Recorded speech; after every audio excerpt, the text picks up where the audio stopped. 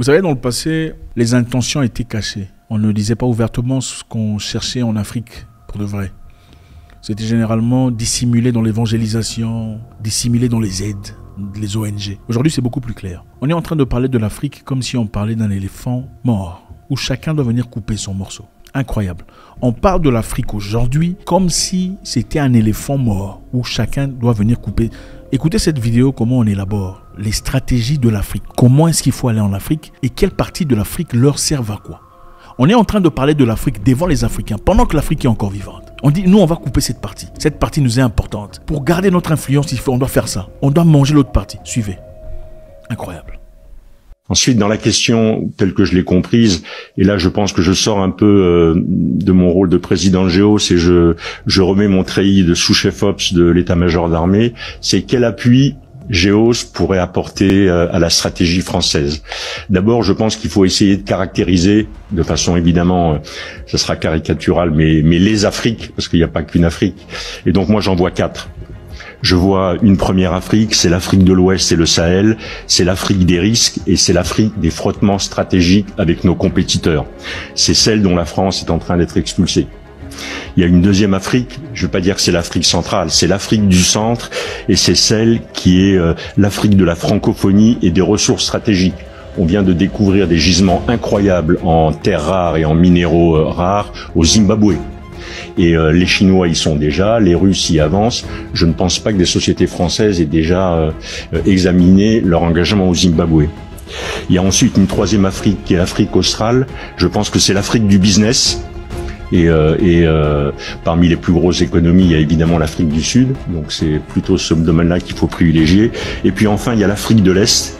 Et pour moi, l'Afrique de l'Est, c'est l'Afrique des flux commerciaux entre le canal du Mozambique, entre la mer Rouge, entre ces lignes-là. Et c'est ça qui sont les priorités. Sur l'Afrique de l'Ouest, et je vais me concentrer là-dessus, puisque j'ai pas tellement de légitimité pour les autres Afriques. Pour l'Afrique de l'Ouest, je pense que d'un point de vue macro, la problématique est très différente d'une problématique qui serait simplement sécuritaire ou économique. Ce qui est en train de se jouer en Afrique de l'Ouest, c'est toute une zone d'Afrique qui est en train de basculer et qui pourrait devenir le levier de nos compétiteurs, et notamment de la Russie, pour imposer un modèle de société qui n'est pas le nôtre. C'est ça qui se passe. C'est pas uniquement la sécurité. Et on voit cette espèce de traînée de poudre. On voit maintenant les Russes qui sont arrivés au Tchad, qui sont au Burkina, qui sont au Niger, qui sont peut-être bientôt au Sénégal. On sait qu'ils avaient manifesté leur intention de prolonger vers la Côte d'Ivoire. C'est pour moi un peu ça l'enjeu. Du coup, si notre pays a l'intention de continuer à peser ou de conserver une forme d'influence dans cette zone-là, il est clair que ça n'apparaîtra pas dans les champs physiques. Je pense que l'option militaire, ou la présence militaire, ou la visibilité militaire ne sera plus un critère pour développer cette influence. Je pense qu'elle reposera sur les champs immatériels. C'est dans ce domaine-là qu'il faut investir. Et globalement, en le résumant, il faut passer d'une stratégie démonstrative et bruyante à une stratégie discrète et une stratégie d'accès. C'est à mon avis ça l'enjeu. Et tous les acteurs que vous avez réunis ici, mais bien d'autres, devraient participer à cette stratégie si jamais c'est bien notre stratégie. Pour mettre ça en œuvre, ça suppose 3 ou 4 conditions. D'abord, c'est que l'État bénéficie d'un réseau d'entreprises de confiance. Et là, il faut déterminer ça. Quels sont les critères? Comment on les détermine? Comment on le valide? Est-ce qu'il faut le légaliser? Est-ce que c'est simplement de l'interpersonnel? Mais en tout cas, il y a un sujet là. La deuxième, c'est que l'État ait la capacité et les mains qui soient un peu plus ouvertes sur les capacités d'externalisation, de transfert d'un certain nombre d'actions régaliennes. Il faut trouver la bonne ligne de séparation des eaux vers des entreprises privées. Je sais que c'est déjà le cas, notamment pour DCI et Expertise France, mais il faut revoir ça dans son ensemble. La troisième chose, elle a été dite, c'est que finalement, il faut sortir de la logique d'offre pour être dans une logique de réponse à la demande. Et dans ce domaine-là, il faut aussi être capable de susciter la demande. Il ne faut pas l'attendre, il faut la susciter. Mais en tout cas, il faut sortir de la logique on va vous fournir que des pneus gauches de camion si jamais il leur faut un pneu gauche et un pneu droit. C'est quand même un peu ce qui s'est passé pendant un certain temps. Et puis enfin, et c'est aussi une des conclusions qui a été évoquée, il nous faut avoir une structure qui soit une structure capable d'intégrer de nombreuses capacités. Je pense que un des sujets de l'influence, un des sujets des capacités à développer, c'est pas tant les métiers. On a des gens qui sont très bons dans les métiers. C'est la capacité à coordonner tout ça.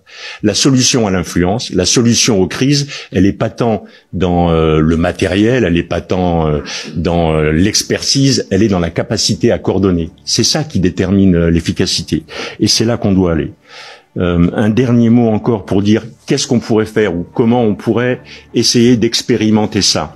Je me suis posé la question quand j'ai lu la volonté ou la décision politique de réduire profondément nos effectifs prépositionnés outre-mer. Je me suis dit qu'est-ce qu'on pourrait faire pour illustrer ce que je viens de dire. Eh bien voilà ce que l'on pourrait faire.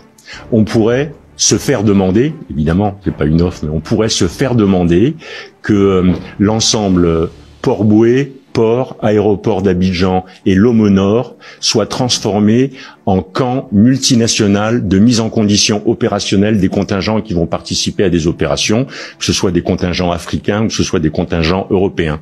Voilà ce qu'on pourrait faire. Et dans ce domaine-là, comment on fait pour baisser la visibilité d'un projet comme ça? C'est extrêmement simple.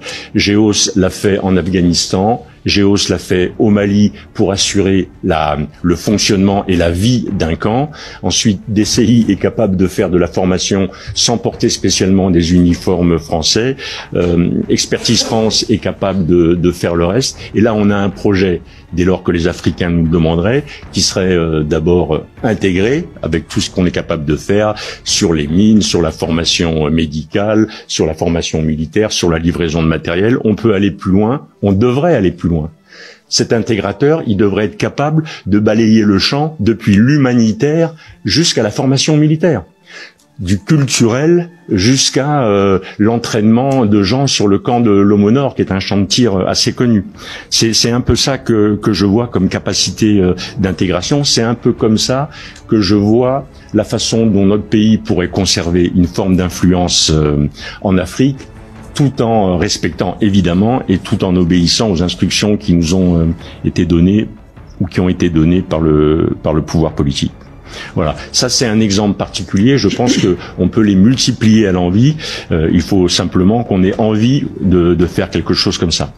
Monsieur le vice-président, j'en ai fini. Merci, monsieur mon général, d'avoir développé les quatre métiers de GEOS. Je vais donc laisser la parole maintenant à monsieur Fringant, qui est le président directeur général de Défense Conseil International. Monsieur le Président, Mesdames, Messieurs les parlementaires, chers amis, merci de me donner l'occasion de m'exprimer. DCI, Défense Conseil International, a un statut très particulier. Nous opérons plutôt dans l'ombre. En tous les cas, c'est un honneur d'être devant vous aujourd'hui. Nous sommes un outil de coopération et de rayonnement de la France depuis plus de 50 ans, mais comme vous allez pouvoir le constater, malgré ces 50 ans d'existence, nous sommes un outil neuf en termes d'influence française en Afrique.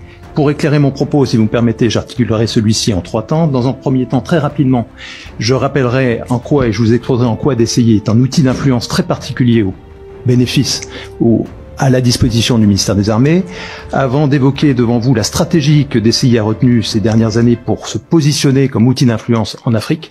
Et enfin, je terminerai en évoquant les résultats intéressants que nous avons pu obtenir ces toutes dernières années, et notamment durant l'année écoulée.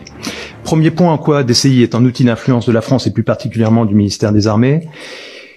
Pour aller à l'essentiel, je pense qu'il est important de revenir à la genèse, à la création de DCI. 1972, DCI a été créé pour accompagner les grands contrats d'export à l'armement et assurer la formation opérationnelle dans le cadre de ces grands contrats d'export.